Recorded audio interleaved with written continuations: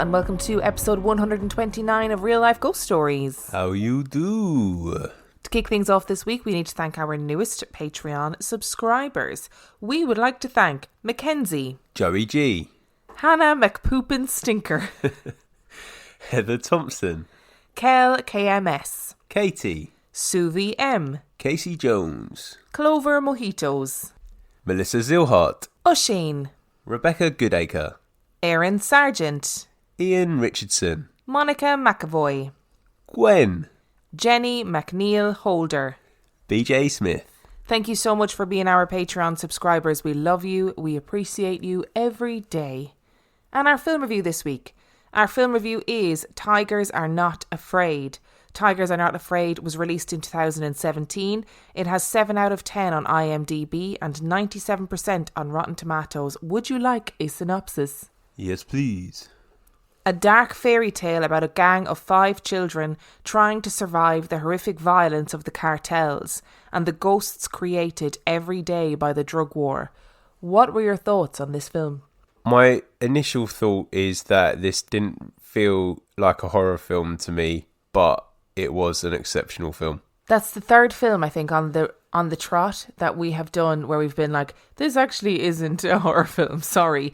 And it's on Shudder, that's where we watched it, and it's marketed as a horror fantasy film. And even though it is a fantasy film, the fantasy elements of it are pretty grim. Like, they're scary as. And it's a lot of the kind of the undead coming back to haunt this little girl. And it's freaky, but though the freakiness of it is like a subplot rather than the main premise of the story. I found this film really hard to watch. Like, really hard as in emotionally hard. It really disturbed me. The level of violence, which I understand is very real. I mean, it's not gory, it's not gratuitous. Just really, I found it really upsetting, actually. I think it's hard to watch because as a viewer, you know that is the reality for a lot of children around the world, which makes it really hard to watch. But I thought it was exceptionally well done. I thought the sort of fantastical elements of it were done in a way that were scary. They weren't central to the plot. I didn't feel like they kind of helped the story move along, but actually the plot was about these kids' journey and how it sort of interacted with the criminal elements of the underworld around it. And I just thought it was really, really well done. I know you haven't seen Pan's Labyrinth, which I still don't understand No, how, because I talk, not because there's loads of like classic and famous films that I haven't seen, but I've spoken to you about Pan's Labyrinth so many times and we still haven't sat down and watched it. But this film is exactly the same feelings as Pan's Labyrinth, where you don't quite know whether the fantasy element is completely imaginary or whether it's completely real or whether it's a bit of both. But I think the thing about the film that I thought the director and the actors got across really well is that the children are living in this horrific world that's really violent. Their parents have been taken away from them and murdered, and they're always at risk of being kidnapped. But there's great moments where they're just children, and they're interspersed throughout it where they're being really silly, they're playing games. Oh, and it made it very emotional for me, I think. It's a film you need to be in a state of mind to watch it, but when you do watch it, you'll be glad you did. Yeah, the children actors are exceptional. I keep using that word. And I really like the way that graffiti was used throughout to sort of add to the story very subtly. It was a very nice touch. It's an interesting one because I don't think we've really done like a fairy tale style horror like this in a very long time, and it was really worth the watch. Just really interesting. It is a foreign language film, so you have to be engaged and have the subtitles on. Like I knew this was a foreign language film, so I very specifically said, we're going to watch it at this time. I'm not going to have my phone. I'm going to make sure that I'm paying attention so that I can understand and follow the plot and read the subtitles. But it's definitely worth it. And I would like to use this forum to say, well done, because you did both those things and you did actually pay attention all the way through and you were following the story. So congratulations. Thanks very much. Thanks. Because I know lots of people get really annoyed when they're like, why would you do film reviews when you don't watch the films? Well, I do try, okay? And that's what matters. I try and watch the films. But yeah, I think it's very difficult to speak about this film because it deals with such a harrowing concept and a harrowing reality. Like you said, there are plenty of children all over the world who do live this reality. And I think the fairy tale element was a great way to tell a really dark story. yeah, like the children are amazing and they're really funny. Like the children are silly and funny but also really hardened to the world that's going on around them. And just as a point of warning, there are deaths in this film that are very upsetting, incredibly upsetting, and I found it very difficult. But overall, I think it's definitely worth the watch. So what would you give this film out of 5? This is a 5-star movie for me. Oh, me too. It's a 5-star movie, but it's not a true horror. So if you're watching this movie and thinking, oh, I'm going to be freaked out, or I'm settling down to watch a really good horror film, this is not it. I don't even think the horror elements, I don't even think there's that much horror element in the film, really. There's the bits that are like fantasy. They're disturbing, I think. But it's definitely along the same lines as Pan's Labyrinth. If you enjoyed Pan's Labyrinth, you will enjoy this film. Definitely. Which brings us to our stories this week. So a large proportion, this is a very tenuous link, I apologise in advance. A large proportion of this story was centred around a mobile phone and all of the trouble that this mobile phone caused for both the cartel and the children involved in this story. Also, in my copy of the 14 Times that arrived last week, the main story was all about phone calls from the dead. Oh no. So our story this week is all about phone calls from the dead. Now, I will say that within this, there are kind of multiple different stories, but I'm not going to stop after every one just because the discussion will end up kind of being quite similar. So we're going to sail through the stories and then we'll talk about it at the end. Are you ready? No, you know I hate technology and ghosts. Ghosts and technology. Technical ghosts. I really tried to hide our topic from Dan this week. I was like hiding my copy of the 14 Times and not letting him see the research I was doing. And then I accidentally left the 14 Times out on the sofa and he was like, Are we doing technology ghosts this week? Yes, we are. As humans, we have a need to communicate. And although some people need and desire communication more than others, the basic premise of how we live our lives in the modern world is based on communication. The companies that we buy from need communication to function. We communicate with the providers of our utilities, and we are always finding new and novel ways to communicate with each other. From smoke signals to carrier pigeons, from nudging on MSN to FaceTime, we have created ways to maintain global communication with each other. And when you really stop and think about it, it's pretty amazing. One of the most enduring technologies is the telephone. It hasn't simply disappeared out of obscurity, rather it has continuously improved over the years. The telephone is something we can all relate to, whether you still use a landline, or you have an old brick, or you have the latest iPhone. We all use or have used a phone at one point in our lives. But what about after we die? Do we still have the ability and the impetus to call up the ones that we love? Or even the ones that we hate? The telephone was invented in 1876, and by the 1930s most affluent homes had one. The first recorded case of a phone call from the dead came just 2 years after the phone was invented. Mr. O'Connor had a phone line installed that stretched between his office and the office of the Cemetery of the Holy Sepulchre in Newark in New Jersey. The phone line was in good working order, but 3 weeks after it had been installed, the phone began to ring at 4 o'clock in the morning. It went on every night that O'Connor and his wife would be woken at 4 a.m, and each time there would be no voice on the other end. The office at the cemetery was locked and empty, and the phone line seemed to be in good working order. And eventually O'Connor began to suspect that the calls were not coming from any living inhabitants of the cemetery. Another story circulated in 1886 of an undertaker who had a phone line installed to the cemetery offices. One night he received a call, and I quote, "The voice that called him was so strange that it made him shudder. It was so wonderfully distinct, and yet so slow, so cold, so far away, that it sounded like nothing he had ever heard. The caller only said hello, and then the line went dead, but the undertaker was so traumatised by the event and so convinced that he had received a call from the grave that he had the phone line removed. In 1896, a man who was only referred to as Mr. B received a call at his office which simply said, "Go to your father's house at once, poor Nellie is dead." And after rushing to his father's house, he found that his sister Nellie had died suddenly, but no one in the house had made the phone call. In fact, he received the call at the exact time that Nellie had died. Later in 1917, a ghostly operator caused chaos in southern Indiana. People began to receive nightly long-distance calls from Petersburg, and a strange female voice would tell them that she was an operator who had died, and she would sing religious songs and tell them information that she couldn't possibly have known.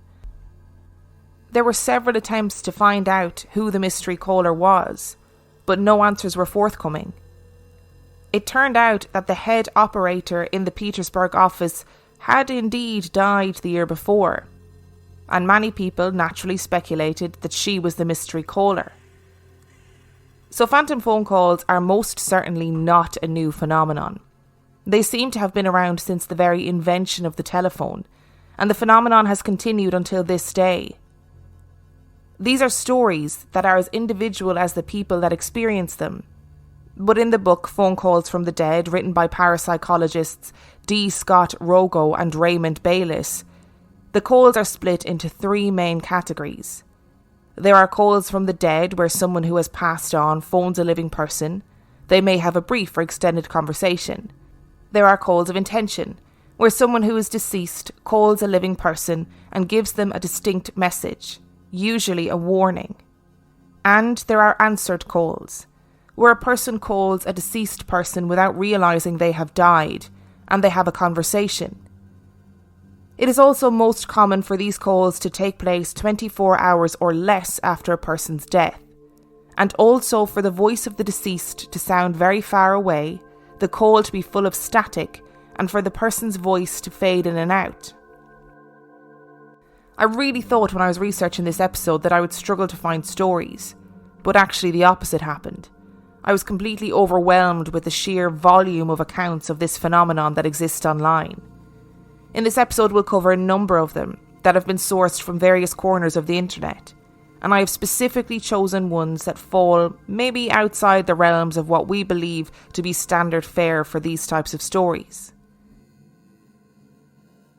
In March 2018, French sociologist Laurent Kasperwick produced a book called Phone Calls from the Beyond, and within this he outlined his own story of contact from the other side.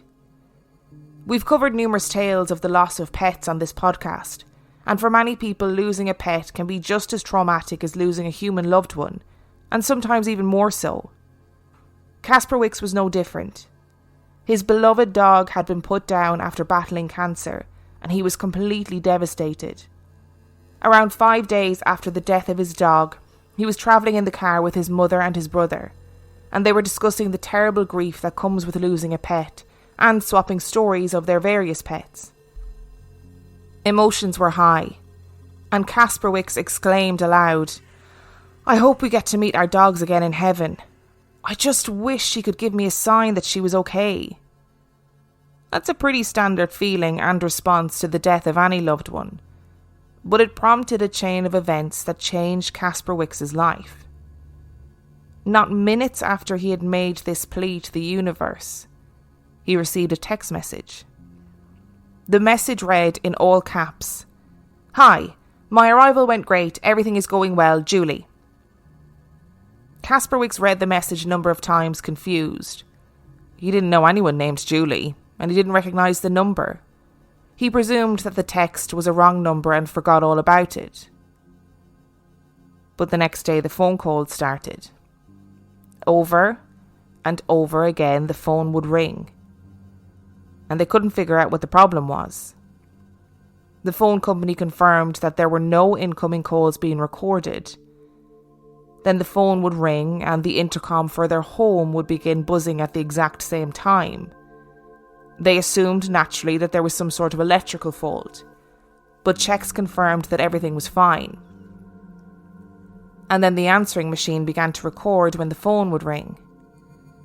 Kasperwick's would answer the phone to silence and static, but the machine would begin to record without being prompted, and the recorded message would always be the same. The indistinct chattering and joyous laughter of a large gathering of people. The calls continued, until eventually, nestled in the static, a tapping sound began to emerge. It became clearer and clearer, until eventually Kasperwick's realised that it was some sort of communication. 1 tap for yes, and 2 for no. He began asking questions which were always accurately answered, and eventually he asked a question about his beloved dog. The tapping stopped and was replaced by the unmistakable heavy panting of a dog. And then the line went dead, and Kasperwick's never had a similar experience again. In 2012, the BBC ran a story about a man called Jack Fruese, who had passed away from a heart arrhythmia. Jack was a good and loyal friend, and his death devastated those who knew him. He was only in his early 30s. Months after his death, Jack's friend Tim was going through his emails. He described how he physically felt the blood drain from his face and go cold in his veins when he saw that he had received an email from Jack Fruese. He opened the email, barely daring to breathe. The email was short and to the point. The subject line said, "I'm watching," and the body of the email said, "Did you hear me? I'm at your house. Now clean your fucking attic." It was signed Jack Fruese. One of the last times Tim and Jack had been together, they had been in Tim's attic. He was planning to renovate, and Jack had laughed and told him that he needed to start by cleaning it. The conversation was so banal at the time that Tim had never shared it with anyone. Around the same time that Tim had received the email, Jack's cousin Jim had also received an email. Jim and Jack had been best friends all of their lives, and Jack's death had been emotionally crippling. The email read, "Hey Jim, how you doing? I knew you were going to break your ankle. I tried to warn you, you got to be careful." The week before the email arrived, Jim had broken his ankle on the way to work. Jack's friends and family claim that no one knew his email password, and they chose not to investigate the situation further, and to just accept it, as Jack letting them know that he was still watching over them in his own way. Author Dean Koontz was the recipient of a warning call in 1988. He was working in his office as normal when the phone rang and a woman's voice was on the line. She sounded very far away and spoke with urgency. "Please, be careful," she told him. Please be careful." And then the line went dead. It would be 10 years before Dean would talk about this experience because he believed the voice on the other end of the phone was the voice of his mother, who had died some years before. He was obviously very shaken by the experience, but quickly put it to the back of his mind. He felt like maybe he was being overdramatic, or just being ridiculous. A few days later, he received a call from the facility where his dad was being looked after, to say that his father's behaviour was becoming a problem. Dean quickly went to visit, and unbeknownst to him, his father had secretly made a switchblade out of a fishing knife and attacked Dean when he arrived. Dean narrowly avoided being stabbed and managed to wrestle the knife from his father. Someone called the police, and Dean's father was escorted to another facility. So what is happening in these stories? Are the dead manipulating communication devices to talk to their loved ones? It would seem logical that a medium that we use to communicate while alive would be a medium that we use when we die. But there is also the possibility that the people in these stories are the receiving end of a sick joke. This is particularly possible for the communications that allegedly occur after someone has died.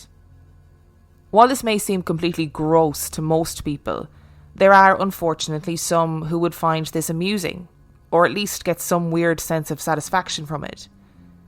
This doesn't explain, however, the warning phone calls, or the calls that happen at the exact time of someone's death. There are also apps that allow you to manipulate phone calls in various ways, and services like Dead Man's Switch that will send emails for you after you die. But the sheer volume of stories makes it impossible that such a number of deceased people would have set up these services. And these stories have been around longer than any of these services were available. Phone numbers of the deceased often get reissued after a certain period of disconnection. But how likely is it that the new recipient of the number would randomly call a family member of the deceased? Is it possible that these stories are born of a mix of grief and coincidence? Perhaps a prank or accidental phone call at the time of death of a loved one makes hearing their voice at the end of the line much more likely. Again, while this might be true for lots of these stories, it still doesn't explain the warning calls. As you can see, I have thought myself around in circles for this one. The user SirenX Song posted on Reddit that they worked for a company that managed phone calls for various businesses if they were closed or out to lunch or unavailable for whatever reason. One of their clients was a funeral home. One day he received a call from a distressed woman who asked if her mother's phone was in her casket. Her mother had died and was in the funeral home awaiting burial. She was distressed, as she had been receiving calls from her mother's phone, so the poster agreed to call the funeral home director directly and discuss it with him. When he called the funeral home director, the director assured him that the woman's phone was, yes, in her casket, but it was now sealed ready for burial. He assured that he would call the distressed woman and then chuckled and said, "Oh, don't worry. This happens all the time." If you, like me, are still struggling to understand these stories, I'm going to leave you with one more. This story was taken directly from the fact-checking website Snopes, and was verified by them to be true. The reason I've done this is so that you can see that I haven't added any dramatic flair or expanded any of the facts of this story. On the 12th of September 2008 at 4:22 p.m, in California's San Fernando Valley, a commuter train carrying 225 riders collided at a combined speed of 83 miles per hour with a freight train run by a crew of 3. In what came to be known as the Chatsworth crash, 135 people were injured, 87 of whom were taken to hospitals, 46 in critical condition, and 25 died. One of the deceased was 49-year-old Charles E. Peck, a customer service agent for Delta Airlines at Salt Lake City International Airport. He had come to Los Angeles for a job interview at an airport because gaining work in the Golden State would have allowed him to wed his fiancée, who lived in Westlake Village. The pair had put off getting married until they were living in the same state. Peck had 3 grown children from a previous union. His fiancée heard about the crash from a news report on the radio as she was driving to the train station to pick up her intended. Peck's parents and siblings, who lived in the LA area, joined her.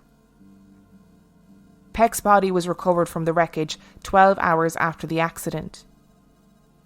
Yet, for the first 11 of those hours, his cell phone placed call after call to his loved ones. He called his son, his brother, his stepmother, his sister, and his fiancée. In all, his various family members received 35 calls from his cell phone through that long night. When they answered, they heard static.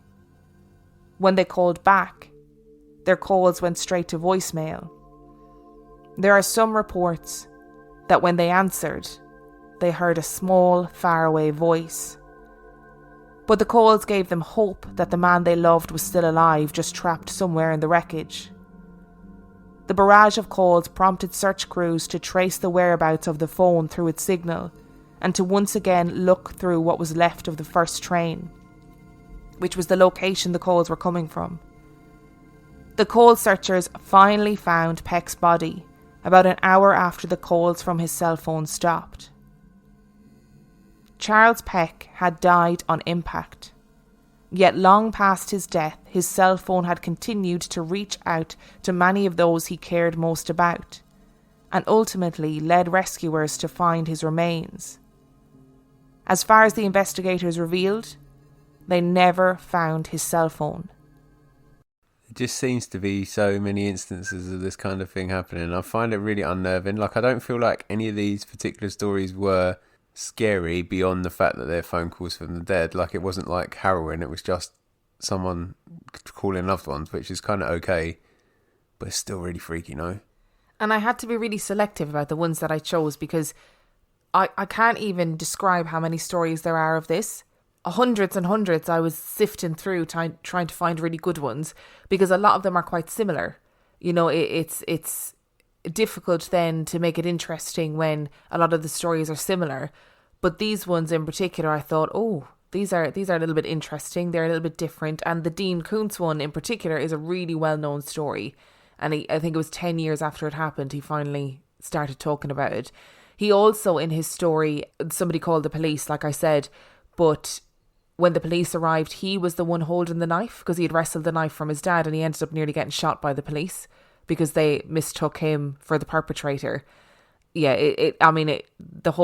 this whole episode and researching this episode just had my mind chasing itself around in circles, for real. It kind of makes sense to me that moments after death, contact takes place through something that's become so commonplace in modern life. But it does make me wonder, are there instances of ghost letters? Yes, there are. So there were ghost letters in actually the Battersea Poltergeist in that case. So I think letters aren't uncommon in poltergeist cases, not necessarily in family loved one cases, but definitely in the Battersea Poltergeist. I'm fairly sure in Annabelle, the story of Annabelle, there was letters involved, and there was another one that was before the Battersea Poltergeist where there were letters involved too. So it's not actually uncommon. See, now the thing is, I'm obviously of the belief that those letters have come from ghosts, because why wouldn't I believe that? But it's way easier to argue the fact for a ghost letter, isn't it? Because it takes so long to get to the recipient. So you could say, well, you know, maybe they wrote it a couple of days before they died or whatever, or it got held up in the post or whatever reason. With something like a phone call, it's very hard to dispute as easily, I think, isn't it? And even, you know, where I said about the dead man's switch, which I think is chaotic. But you can pay a service that will send emails after you die. Now, I don't know if that means you're expecting that you're going to die, you're going to live until you're 80 and you start sending me emails after that point. I don't know how it works. But you have to write them, as far as I know. Either that or they're just generic emails. So in the case of Jack Faris, who, it's very possible that it was a loved one who was sending emails, but it couldn't have been a dead man's switch for his case, because the emails that the people received were so specific to them, like his cousin breaking his ankle and his friend cleaning his attic, which is a really like banal conversation to have, genuinely, but very clear who it's from and what it's about as well, because that is a conversation that they shared that was banal when they shared it, but is actually an indication that it's likely to have been from him, because why would you talk about that? Like, it was tonally very correct, I feel. I think on a very real level, there is a strong possibility that some of these stories, not necessarily these ones that we've read today, but some of the stories are like a mistaken identity. Like I said, you know, a prank phone call or an accidental phone call that people misinterpret due to grief or desperation or whatever. But there's some of them that I find just really strange. Who knew that dogs could use phones? And you know what? It makes me really happy. That dog is the best boy, right? Girl. Best girl. Able to use the phone to let her master know she was all right in the afterlife, because he explicitly expressed a desire to know. And she tried every method that she could possibly think of to tell him. and I'm very impressed with that dog. I would be mortally terrified if it happened to me, but well, I mean, good girl. But it sounds like she's in a great place, because all those recordings were of people laughing and having a good time, and then she's there too, having an absolute ball. Why not? There's also, I read a really interesting story about Edison, who said he was inventing a telephone to contact the dead. So he had given like a magazine interview, and he said that he was working on a telephone that would allow him to contact the dead. And in modern times, people believe that he did it to wind up the reporters, like he was playing a joke on them, and they went ahead and printed the story. But the response to that story was just immense. I think they received over 600 letters in the week following, which is huge for the time, from people who were saying like, I can help him, I want to be a part of this, please can you pass my message on to him, please can you ask him to contact my loved one. And then people saying, well, this already exists, there's already a way to contact the dead via telephone. So while he was hang on, is there? Unlikely, but that was just people's response to it. But while he was probably taking the piss and making a bit of a joke, people really wanted that to be a thing. I guess if that's how you communicate with the living, then it's a simple step in your brain to make, to say, well, why can't you contact the dead like that? So I think some of it is about our need as humans to contact our loved ones after they die, like the Ouija board. But other ones, I don't know. I don't know. I don't know about this either. It freaks me out no end. Like I've spoken about this before, about not liking the idea of getting weird phone calls and stuff like that. And if we work on the basis of energies, which is really like a common conversation for modern paranormal research, I feel like it's a thing that could happen. Like we've had loads of stories of different things being manipulated as a way of showing someone that you're there, or showing that there's a spirit present. Why not mobile phones? Why not emails? For once, I'm actually going to agree with you. What? I am. I agree with you. I've been thinking about this a lot this week, because it's really messed with my head. Just the volume of stories, I think, and the research that's gone into it. Now, granted, the research is anecdotal research, it's not empirical evidence, so you can't scientifically prove any of this stuff. But if you think of modern ghost hunters and ghost hunting TV shows or whatever, and this is no shade to anybody who uses this equipment, but you see things like we've spoken about, the paranormal Puck device and the Oculus, is that what it's called? Well done, yes. Nobody can really explain how they work. So I know that people are going to say the ghosts manipulate the energy to create words. But how? And that's working on the basis that we understand how ghosts, if they exist, operate in the afterlife or in our world, but as ghosts. None of it really has any scientific basis, no matter how creators and manufacturers try and pretend that it does, right? But there's two things that I think maybe they do hold some weight. That's EVPs, because you have a little device in your hand and you say, speak into this device and we'll be able to hear you, right? So I kind of get that one. And most of the time, EVP recorders are just handheld voice recorders, which we use to like dictate things and stuff like that. Yeah, so it wouldn't be outside the realms of possibility that someone would understand, if they were dead, that a ghost would understand that. The other thing is that if we put weight into like Paranormal Puck 2 and Ovulus and all those devices, then why not have a conversation about whether or not ghosts can manipulate telephone lines after they die? Because it's kind of the same concept, except with telephones, at least you know that it's likely that at some point in their life they used one, so know of their existence. Imagine if, like, the next series of Ghost Adventures, like, Zach Bagans puts his number on a board, obviously not in front of the camera, but in the room, and is just like, right, if you're in this room, I want you to call me now. And then his phone goes off. Like, the whole network would melt, wouldn't it? There was a really short story that I read, and I think it was in a research paper, but it was about a woman who had two like old mobile phones. I think everybody does that, where you keep old mobile phones that maybe still work but you don't use anymore, and they were both out of battery, and the two of them lit up at the same time. And then formed a giant robot. And formed a giant robot to take down humanity. If you've seen Wellington Paranormal, you would understand that. But the two of them lit up at the same time, and a voice came from the mobiles, like an electronic voice that said, "I'm proud of you." How weird is that? No, I don't need to hear those stories. No. Isn't that so weird? And I read it and I thought, but that's not a phone call or a text message. That's the voice coming from the phone, like a mechanical voice saying, I'm proud of you. And in her head, she thought, I think it was either her dad or her granddad, and she thought, oh, that's their way of communicating. So she took great comfort from it. But obviously for us, objectively, we're like, fuck that. That's literal electronic voice phenomenon, isn't it? Literally, yeah. Whoa. No. I can't handle that. I cannot handle that. No. It also begs the question, like we always talk about in listener stories, because I'm never critical of listener stories, because people have chosen to send in stories to our podcast, and we're not a podcast that's, you know, renowned for being scientific or anything, so it stands to reason that they don't want us to be like, well, that never happened. But a lot of the people in these stories took comfort from what happened.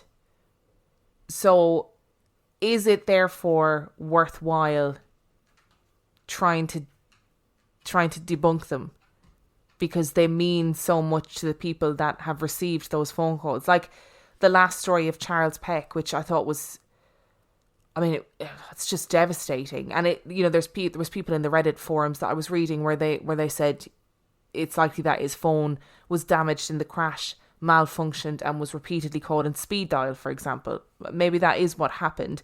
But for his family, their loved one's body was found because his phone led them to him. You know, so how can you really take that away from them, I guess?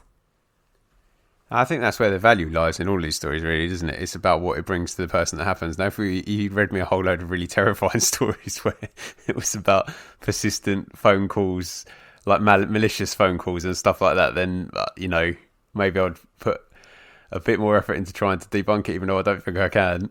But these are all stories where there's comfort or resolution brought, and, you know, even if it does turn out that it's a coincidence, good. The early stories were from literally 2 years after the phone was invented. So you could argue that, like I said, it was a psychological thing. We suddenly had this device that you could communicate with people over long distances instantaneously. And our human imagination is obsessed with the dead, and was, at the time, you know, we were burgeoning on spirituality. So is it beyond the realms of possibility that these stories, that even the older ones, are like urban legends or myths, that because we were frightened that the phone would be misused by the dead? I also feel that when it's that early on in the technology's existence, you probably have to put 50% of all of those down to faults. Like, it generally could just be a fault that phone kept ringing in the mortuary at 4 o'clock in the morning. Like, you don't know what the technology was doing at that point, do you really? And why did Mr. O'Connor, for his first phone line, have a phone line to the cemetery? You understand with the funeral home, the mortuary, like, you get that. They need to have a direct line to the cemetery. Mr. O'Connor sounds like a random businessman. Why is his direct line to the cemetery, may I ask? I wonder if he was some kind of crook and he was just like, the direct line to, he had someone working at the cemetery who'd let him know when, like, rich people died, and then he'd, like, open claims against their estate really quickly. In which case, if that is the case, you deserve your haunting. I'm sorry. Most definitely. With the early invention stories, it kind of just dismisses the fact that we've been talking about how, like, people would have used a phone in our modern world, so it makes sense that they would try and contact their loved ones via it. Back in 1896 or whenever the phone was invented, and that wouldn't have happened because most people hadn't even seen a phone, because there was only rich people that would have one. Part of me also wonders whether, if we talk about, you know, like how, again, going back to energies as a thing, which I haven't really got any scientific proof of, but we always, modern paranormal hunters always work on the premise that it takes a lot of energy for a ghost to physically manifest, but certain other things take less energy. Maybe if you've just passed over and you're trying to contact your loved ones, maybe actually in terms of energy, it's the easiest thing to do is to manipulate a phone to let them know, rather than appear to them or talk to them or something like that.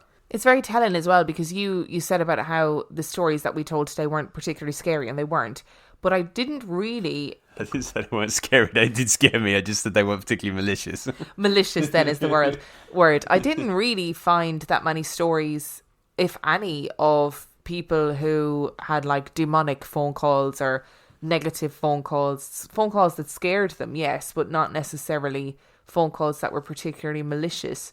And that's probably quite telling, that we see it as a positive and comforting thing, a warning, or someone to say that they're okay or they've made it to the other side, whatever that means. So yeah, it's a weird, it's a strange topic, and it's really melted my brain this week. Yes. I would like to point out as well that if you are listening and you're a paranormal investigator and you use any of those devices, I'm not trying to like delegitimize what you do. I just don't. Nobody has ever been able to kind of satisfactorily explain the science behind how those machines allegedly work.